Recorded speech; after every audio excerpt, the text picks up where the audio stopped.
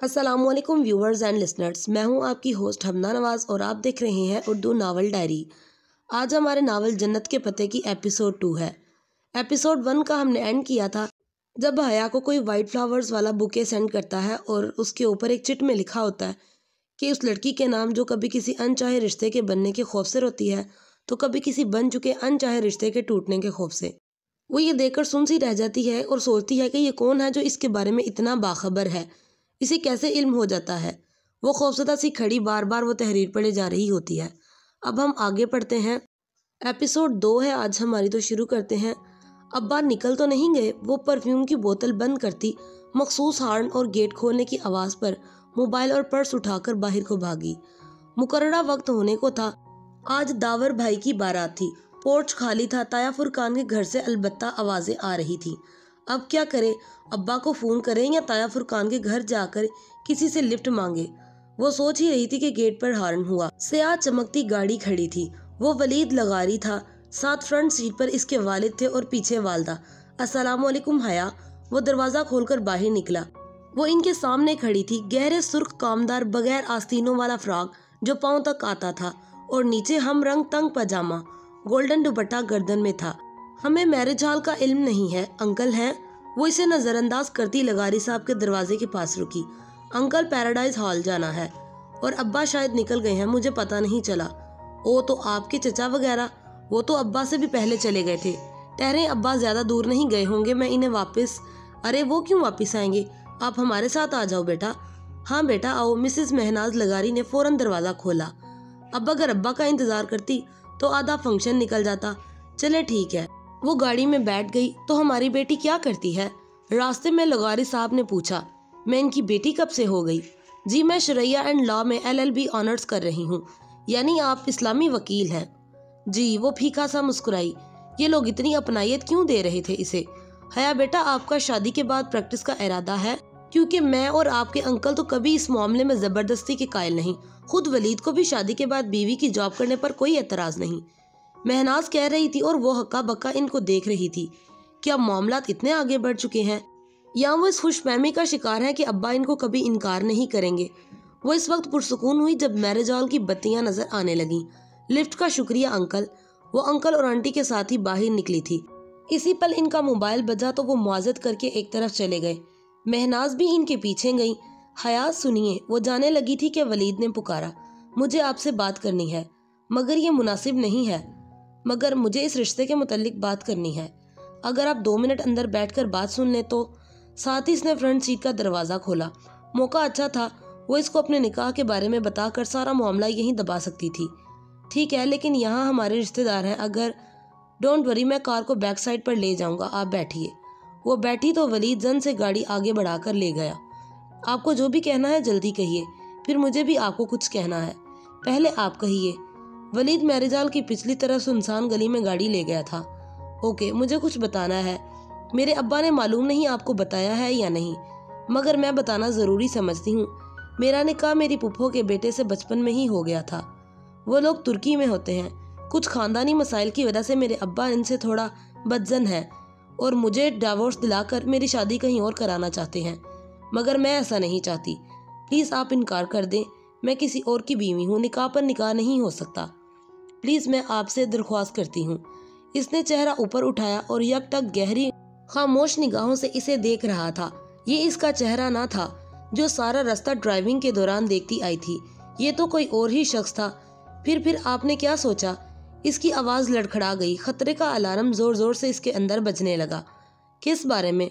वो बोझल आवाज़ में बोला। इसका हाथ हैंडल पर नींग गया। आपके इस रिश्ते से इनकार के बारे में। उम्र पड़ी है ये बातें करने के लिए हया। अभी तो इन लम्हों का फ़ायदा उठाओ जो मैसर हैं। वो एकदम से इस पर झुका। हया के लबों से चीख निकली। वलीद ने दोनों हाथ इसकी गर्दन पर रखने चाहे, मगर इसने ज़ोर से हैंडल घुमाकर दरवाज़ा खोला और दूसरे हाथ से वलीद को धक्का देकर बाहर निकली। इसका दुपट्टा वलीद के हाथ में आ गया था। वो बिना पीछे मुड़कर देखे भागे जा रही थी। गलियां सुनसान थी, जाने वो कहाँ ले आया था। वो भागते हुए गली के दूसरे सिरे पर पहुंची, मगर ये क्या, गली आगे से बंद थी। Dead and. क्यों भागती हो? मसरूर से अंदाज में पीछे से किसी ने कहा तो वो घबरा कर पलटी।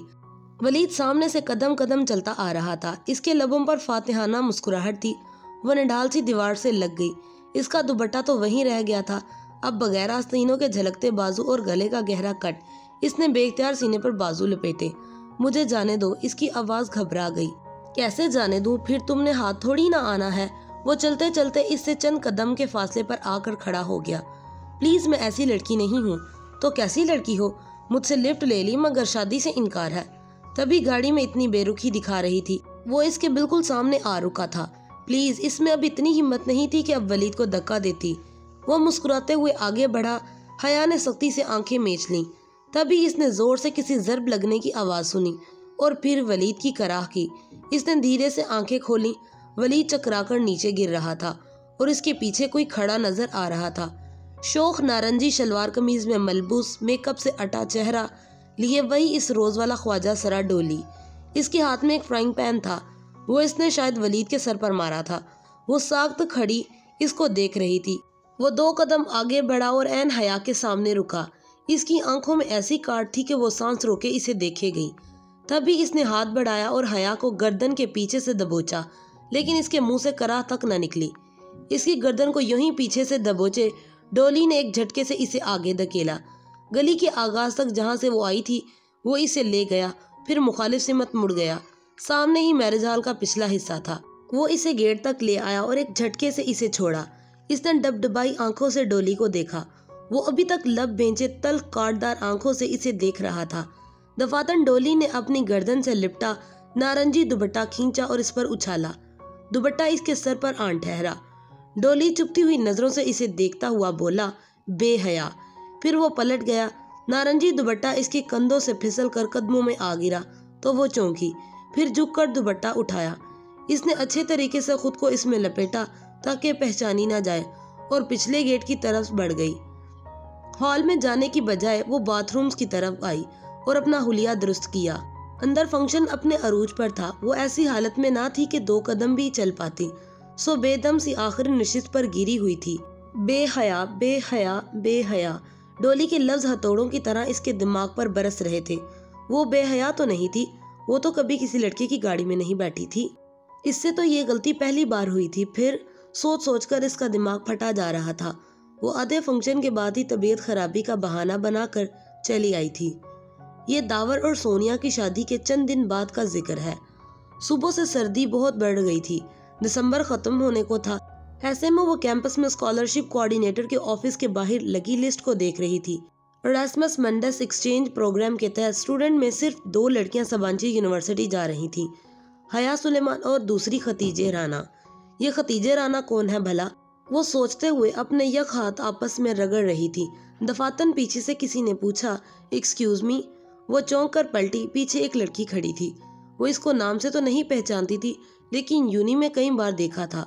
वो लड़की से ख्वामख्वाह ही बुरी लगी थी। ये हया सुलेमान कौन है भला? वो चश्मे के पीछे से आंखें सुकेड़े सोचती हुई कह रही थी। हया ने एक तंजिया निगाह से सर से पांव तक इसका जायजा लिया और फिर जरा रूखे अंदाज में बोली, मैं हूँ। ओ, इसने जैसे बमुश्किल अपनी नागवारी छुपाई। मैं आपके साथ तुर्की जा रही हूँ हया।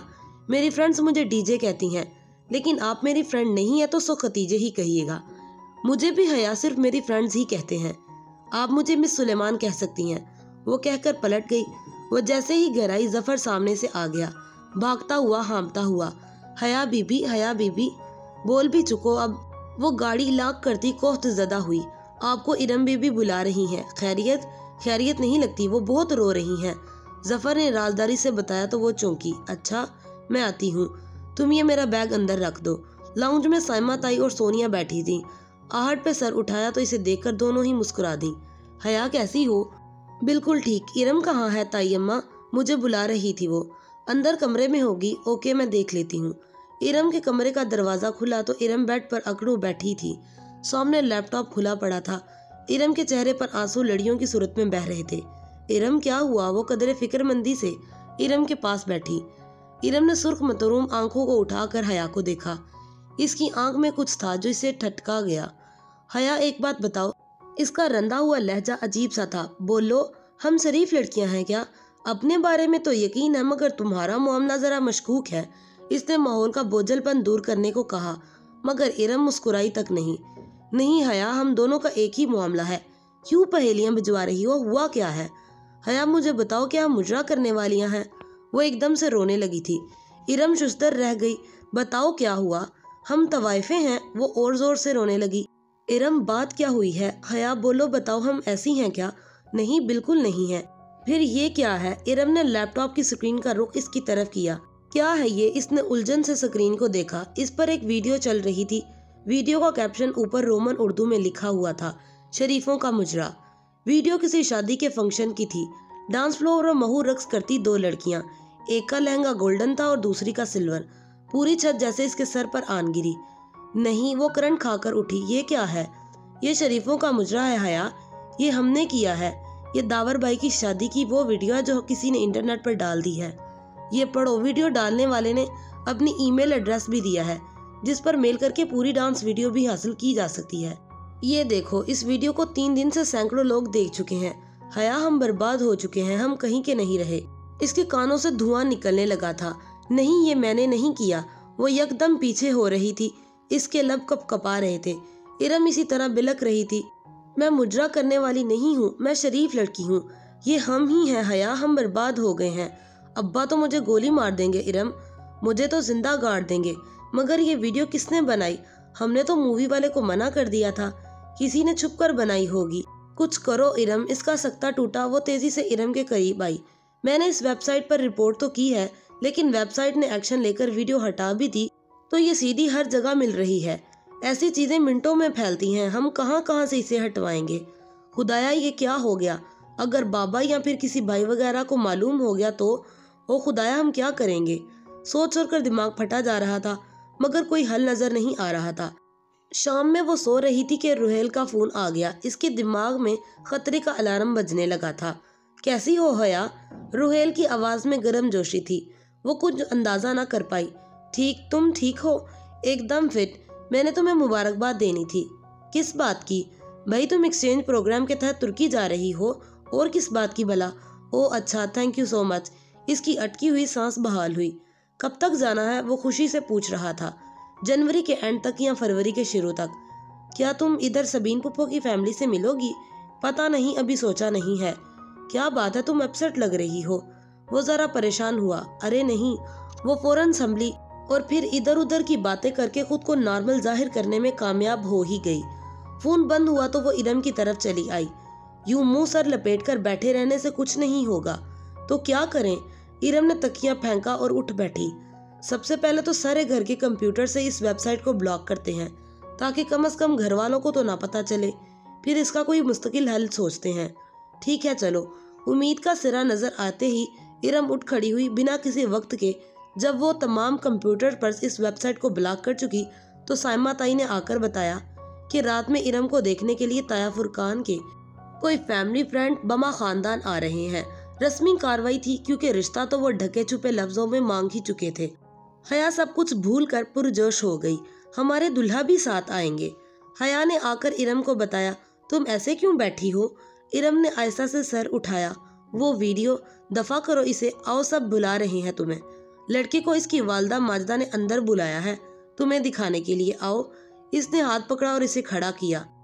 وہ ارم کا ہاتھ پکڑے ڈرائنگ روم میں آ گئی۔ سامنے 2 سنگل صوفوں پر ایک نفیس سی خاتون اور ایک خوبرو سا نوجوان بیٹھا تھا۔ بس بابی، ہمیں تو اپنے جیسی ہی بچی چاہیے، با حیا با پردہ سومو سلاد کی پابند۔ وہ خاتون مسکرا کر کہہ رہی تھی۔ ارے مسز کریم، ہماری ارم تو کبھی سر ڈھکے بغیر گیٹ سے باہر نہیں نکلی۔ السلام علیکم۔ وہ ارم کو ساتھ لیے اندر داخل ہوئی۔ اس کے سلام پر سب نے سر اٹھا کر دیکھا۔ ارم جھکی جھکی نگاہوں سے سب کے سامنے ایک صوفے پر بیٹھ گئی۔ حیا بھی ساتھ ہی تھی۔ بیگم کریم کی آنکھوں میں ارم کے لیے پسندیدگی جھلک اٹھی تھی۔ انہوں نے تائیدی انداز میں اپنے اسمارٹ بیٹے کو دیکھا، مگر وہ ارم کو نہیں بلکہ بہت غور سے حیا کو دیکھ رہا تھا۔ اور بیٹا آپ کیا کرتی ہیں؟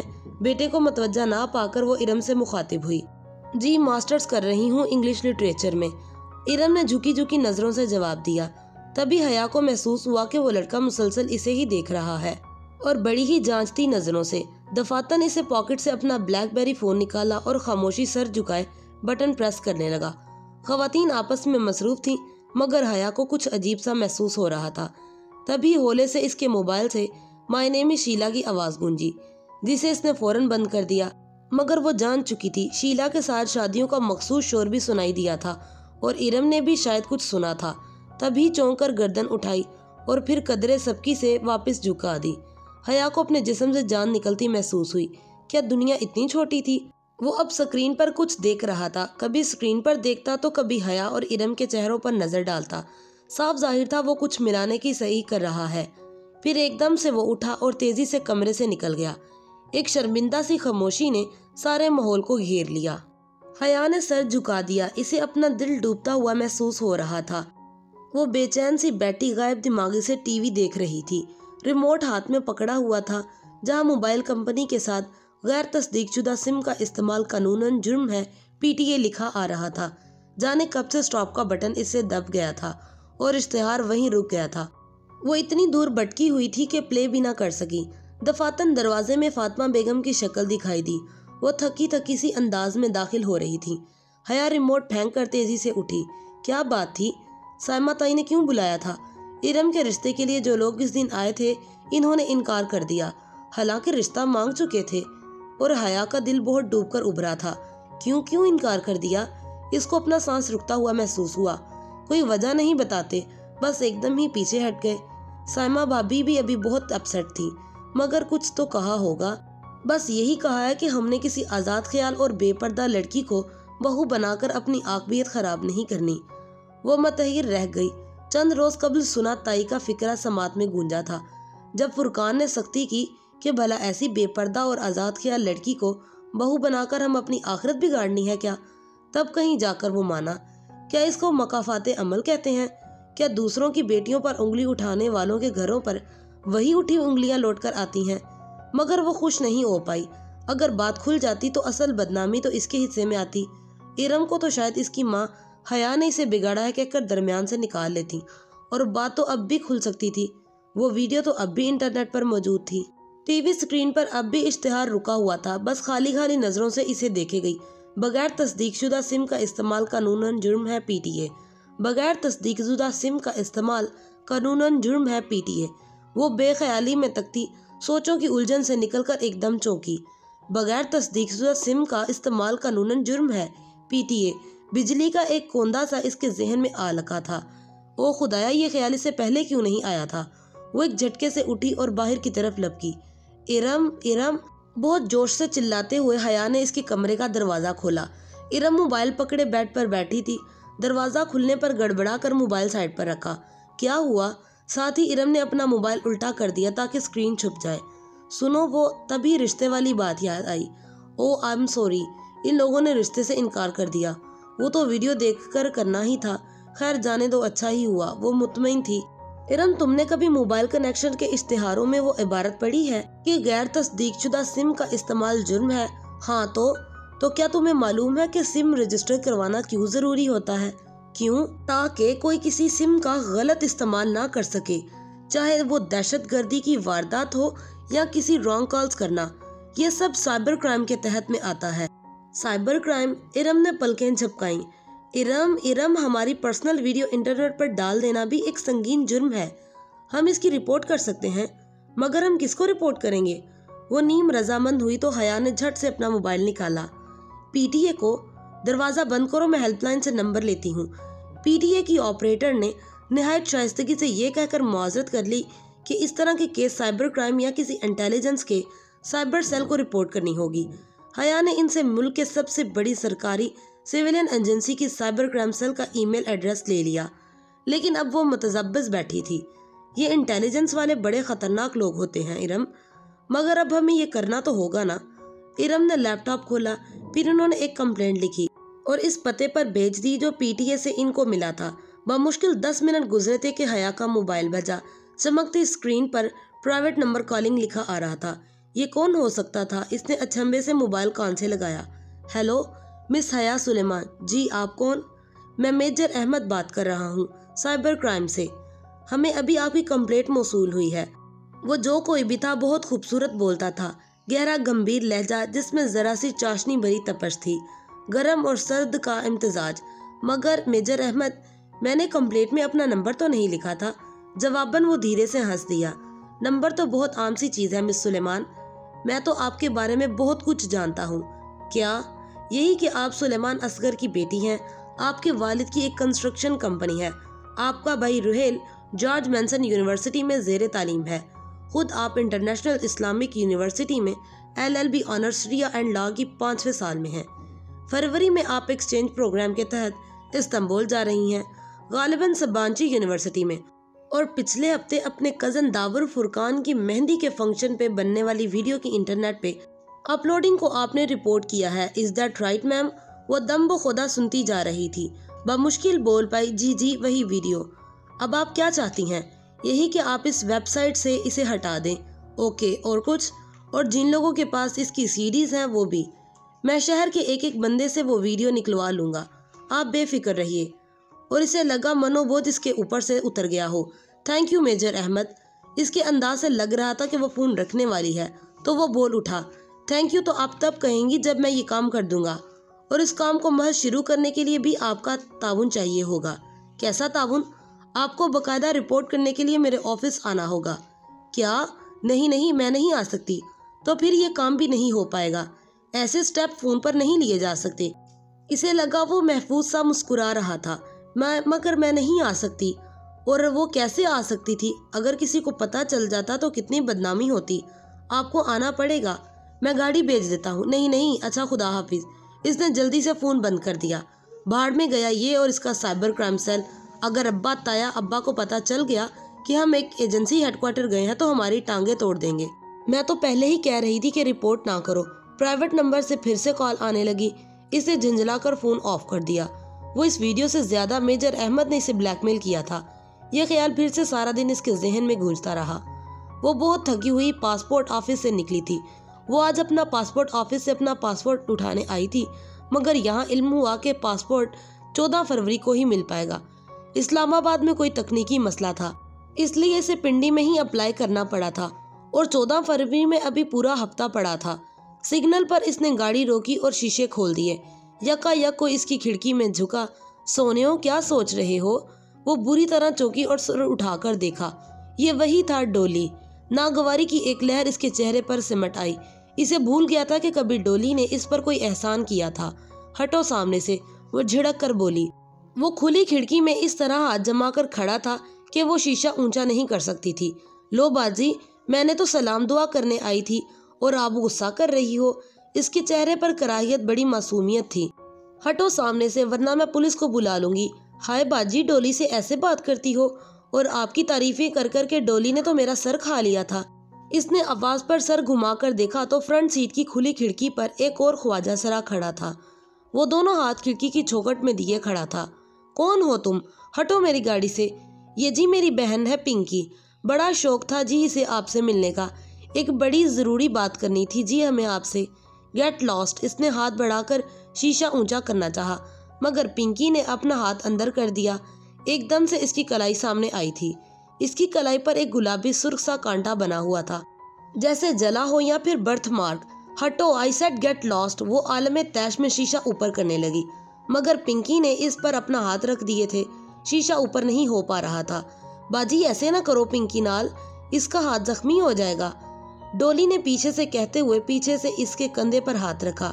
اس نے ڈولی کو دھکا دیا اور وہ لڑکھڑا کر چند قدم پیچھے ہٹا تو اس نے جلدی سے شیشہ اوپر کیا۔ اب تم بھی ہٹو ادھر سے۔ وہ شیشہ بند کرنے لگی لیکن وہ اڑ ہی گیا تھا۔ باجی جی، میں تہانوں ڈولی کے دل کی بات بتانے آئی تھی اور تساں اس طرح کر رہے ہو۔ یہ جو ڈولی ہے نا، یہ بڑا پسند کرتی ہے آپ کو، مگر اقرار نہیں کرتی۔ پیچھے ڈولی شیشہ بجانے لگا تھا، وہ پوری قوت سے شیشہ اوپر چڑھانے لگی۔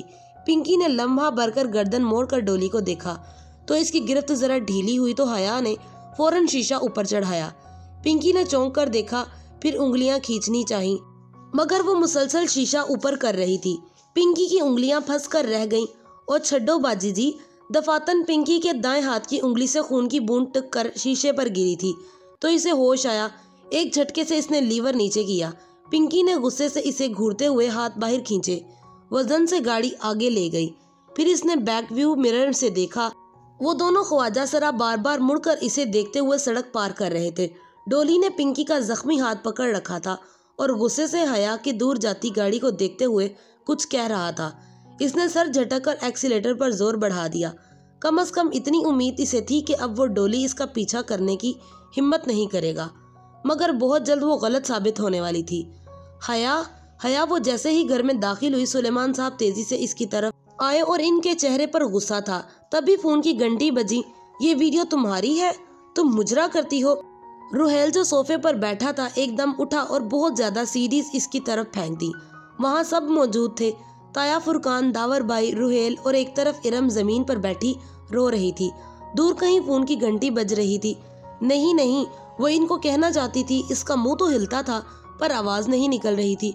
वो सब इसका खून लेने पर तुले थे। सुलेमान साहब आगे बढ़े और इसके मुंह पर थप्पड़ मारा। बेहया। इसे थप्पड़ों से मारते हुए सुलेमान साहब कह रहे थे। इनके लब हिल रहे थे मगर इनसे आवाज डोली की निकल रही थी। वो सुलेमान साहब नहीं थे, डोली बोल रही थी। डोली, पिंकी, बेहया, पिंकी की उंगलियां, फोन की घंटी। वो एकदम झटके से उठ बैठी। कमरे में अंधेरा था। इसने हाथ बढ़ाकर टेबल लैंप ऑन किया। सब ठीक था, किसी को कुछ इल्म नहीं हुआ था। वो बस एक ख्वाब देख रही थी। ओ खुदाया, इसका सांस तेज तेज चल रहा था। दिल ऐसे ही धड़क रहा था, पूरा जिस्म पसीने से भीगा था। फोन को मखसूस टोन इसी तरह बज रही थी। हाँ, बस वो एक घंटी ही ख्वाब नहीं थी। इसने साइड टेबल से मोबाइल उठाया और चमकती स्क्रीन को देखा। Private number calling. और फिर इसने फोन को कान से लगा लिया। मेजर अहमद, मैं आपके ऑफिस आकर रिपोर्ट दर्ज करवाने के लिए तैयार हूँ। कल सुबह 9 बजे गाड़ी भेज दें।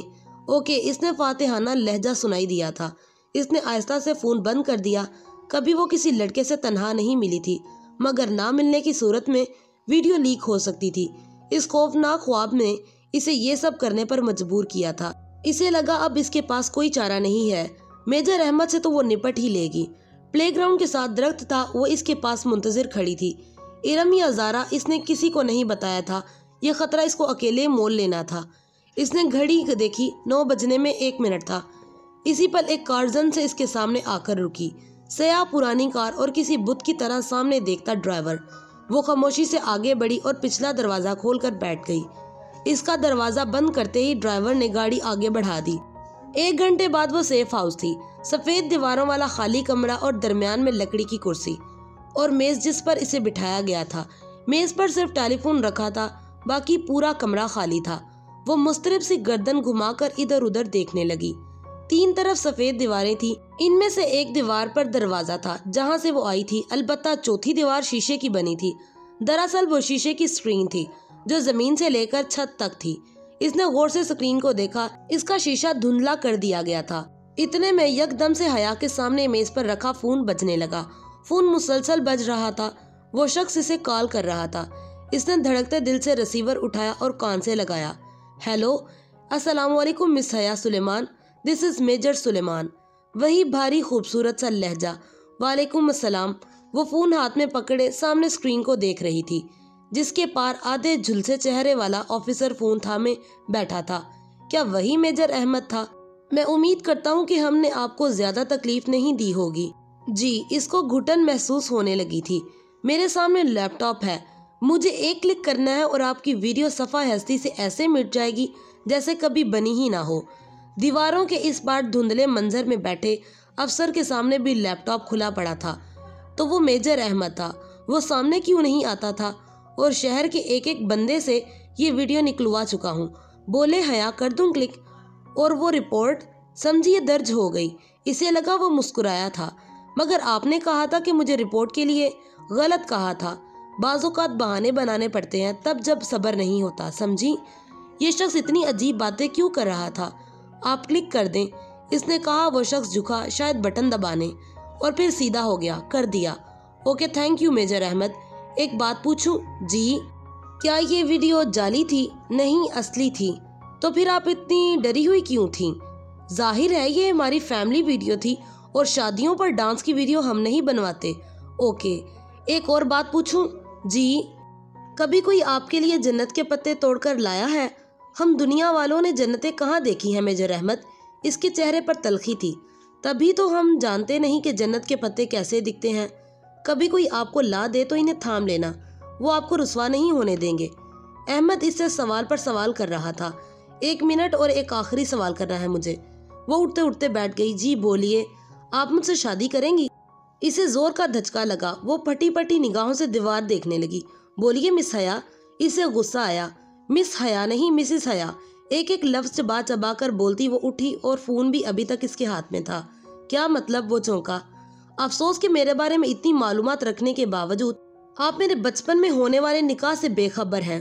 वो निकाह जो मेरे कजन जहां सिकंदर से मेरे बचपन में ही पढ़ा दिया गया था। मैं शादीशुदा हूँ और मेरे हस्बैंड तुर्की में रहते हैं। आपकी वो फैमिली जो कभी पाकिस्तान आई ही नहीं।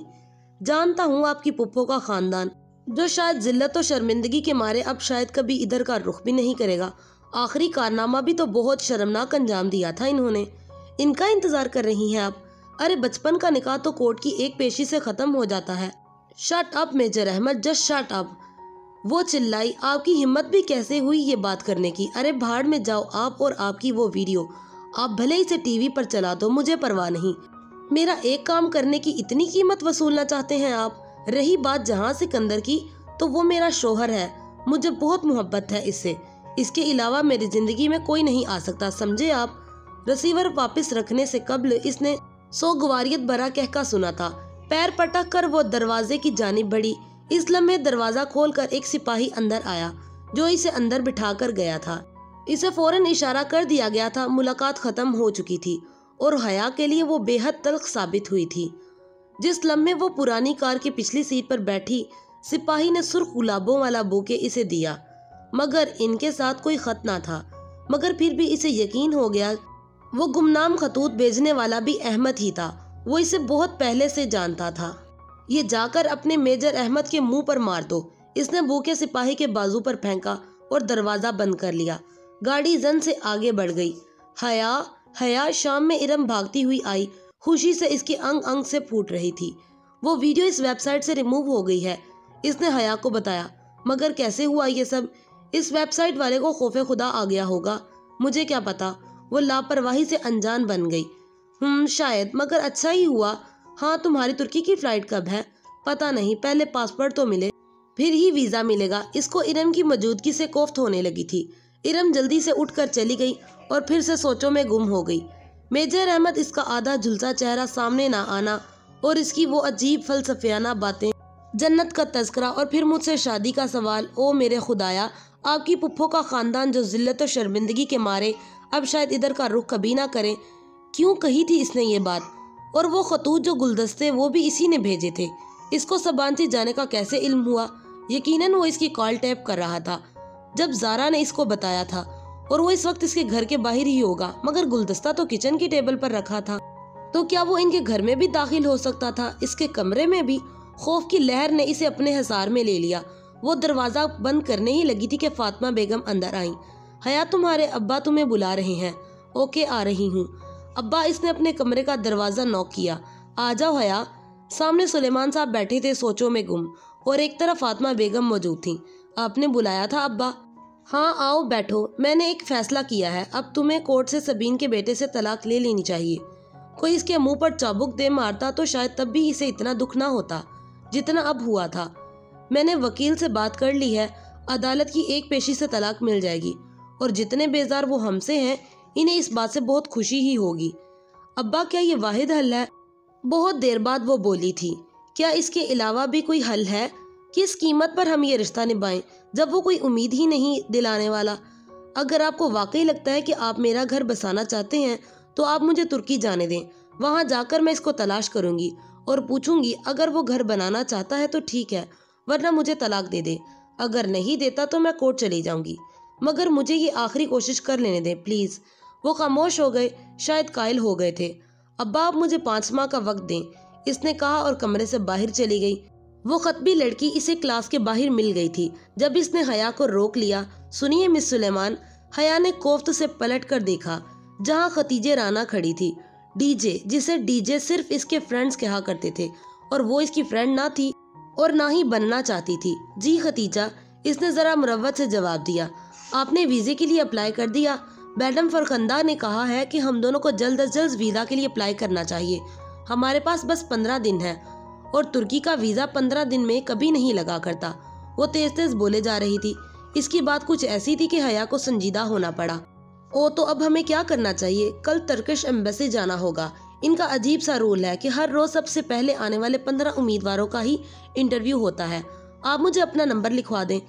اس نے بے دلی سے اپنا نمبر لکھوا دیا. ختیجہ اسے اپنے فون میں نوٹ کر گئی. ٹھیک ہے، صبح 6 بجے ڈپلومیٹک پہنچ جائیے گا، میں وہیں ہوں گی. اس نے اچھا کر کے جان چھڑانے والے انداز میں سر ہلا دیا. اور پلیز دیر مت کرنا، یہ نہ ہو آپ کی وجہ سے میرا ویزا بھی رہ جائے. آخر وہ بھی ختیجہ رانا تھی. کیا کمپنی ملی ہے مجھے. وہ پیر پٹک کر آگے بڑھ گئی. سیاہ جیکٹ کی جیبوں میں ہاتھ ڈالے وہ چل رہی تھی. اماں اور ابا کی کہی گئی باتیں دل و دماغ میں گھوم رہی تھی. وہ سیٹی کی تیز آواز تھی جس نے اسے خیالوں کے ہجوم سے نکالا. اس نے چونک کر سر اٹھایا.